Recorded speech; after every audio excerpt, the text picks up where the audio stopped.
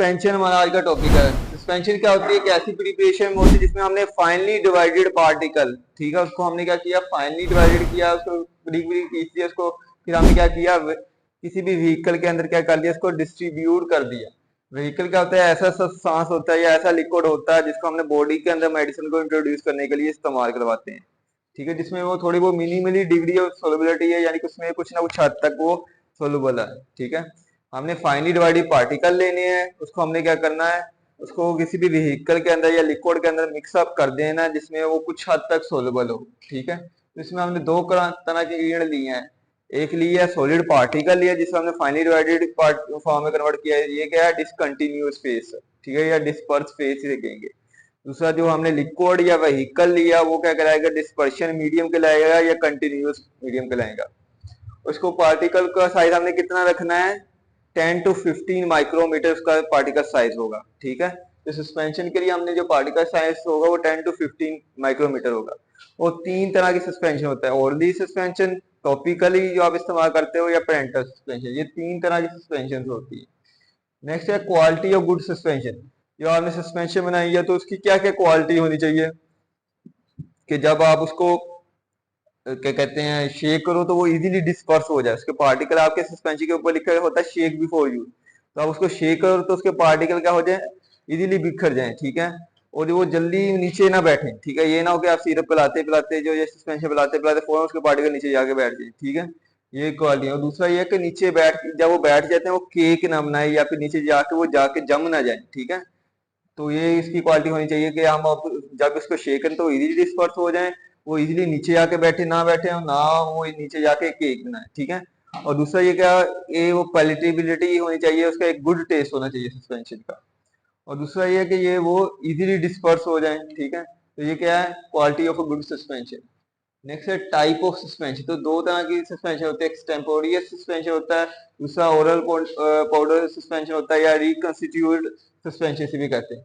एक्सटेम्पोरियन suspension कौन सी होती है? ऐसी सस्पेंशन होती है जिसको हमने क्या बनाना है, जब ड्यूरेशन को देने से पहले इसको हमने बनाना होता है, ठीक है। ये उन के लिए बनाते हैं जो कि मेडिसिन को फॉलो नहीं कर सकते, जैसे इन्फेंट वगैरह छोटे बच्चे होते हैं या कुछ पेशेंट वगैरह होते हैं जो टैबलेट वगैरह कोई गलत नहीं कर सकते, फॉलो नहीं कर सकते, तो उसके लिए हमने क्या बनाया, एक्सटेम्पोरेनियस सस्पेंशन बनानी है, ठीक है।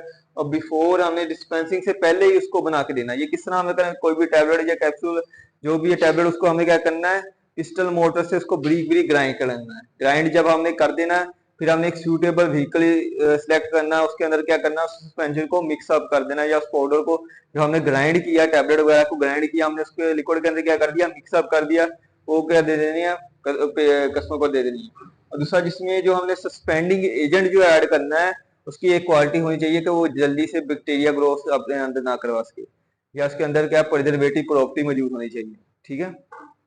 इसमें बहुत सी हमने टैबलेट्स वगैरह जो इन्फेंट को देते हैं वो कौन सी सस्पेंशन होती है, एक्सटेम्पोरेनियस सस्पेंशन होती है, क्योंकि वो पेशेंट जो होता है वो टैबलेट वगैरह नहीं पूरी निकल कर, हमने क्या करना है, पिस्टल मोटर्स को ब्री करना है, उसको व्हीकल के अंदर अच्छे से मिक्सअप कर देना है। उसकी क्या होती है, ये शॉर्ट लाइफ, हाफ लाइफ होती है। हमने क्या करनी है, कुछ दिन, 2 या 3 दिन तक इस्तेमाल करते हैं, या 24 घंटे के अंदर उसको इस्तेमाल कर सकते हैं। उससे ज्यादा देर तक उसको एक्सटेम्पोरेनियस सस्पेंशन को नहीं इस्तेमाल कर सकते हैं। नेक्स्ट है रिकंस्टिट्यूट सस्पेंशन या फिर dry powder for oral suspension.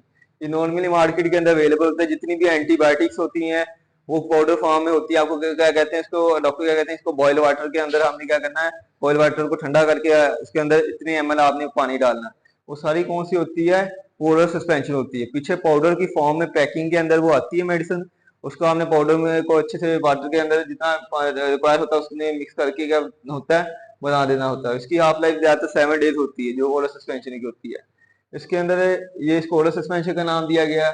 इसके अंदर को हमने क्या करना होता है, हमारे पास पाउडर फॉर्म में ड्रग होती है, उसके अंदर हमने बॉयल वाटर या व्हीकल ऐड करके अच्छे से मिक्सअप कर देना होता है जितना हमें रिक्वायर होता है। बाजार के तौर पर किसी के ऊपर लिखा 15 ml, तो उसके लिए हमने सिर्फ 15 ml वाटर उसके अंदर ऐड करना है। उसके अंदर कौन कौन सी चीजें और होती हैं, एक्टिव इंग्रेडिएंट होता है, स्वीटनिंग एजेंट होते हैं, कलरिंग एजेंट होते हैं, स्टेबलाइजर होता है, सस्पेंडिंग एजेंट होता है और प्रिजर्वेटिव होता है। ये सारे इंग्रेडिएंट मेडिसिन के अलावा ऐड किए होते हैं। तो ये एक्टिव इंग्रेडिएंट क्या है, मेडिसिन आपकी है। ये स्वीटनिंग कलरिंग एजेंट क्या है, आपकी एक सीपियंट है या नॉन एक्टिव सब्सटेंस है। ये भी हमने ऐड किए होते हैं ताकि अपनी सब्सटेंस को क्या सके, उसकी स्वीटनिंग टेस्ट बना सके, उसको पैलेटेबिलिटी इंक्रीज किया जा सके, उसको प्रिजर्व किया जा सके। ठीक है। और दूसरा, इस मेडिसिन पे आप लिखा होता है, निशान लगाया होता है कि आपने इतने ml उसके अंदर पानी डालना है, या इतने ml क्या होगी आपने मेडिसिन बनानी है। ठीक है। और इस पे मेंशन है शेक बिफोर यू, यानी कि जब भी आपने बच्चे को मेडिसिन वगैरह देनी है और सोल्यूशन देना है, सस्पेंशन देनी है, तो आपने क्या करना है, उसको शेक बिफोर यूज आपने इस्तेमाल करना है। नेक्स्ट है packing and storing of suspension. जब आपने उसको किस तरह प्रोटेक्ट करना है, उसको फ्रीजिंग से बचाना है। ठीक है।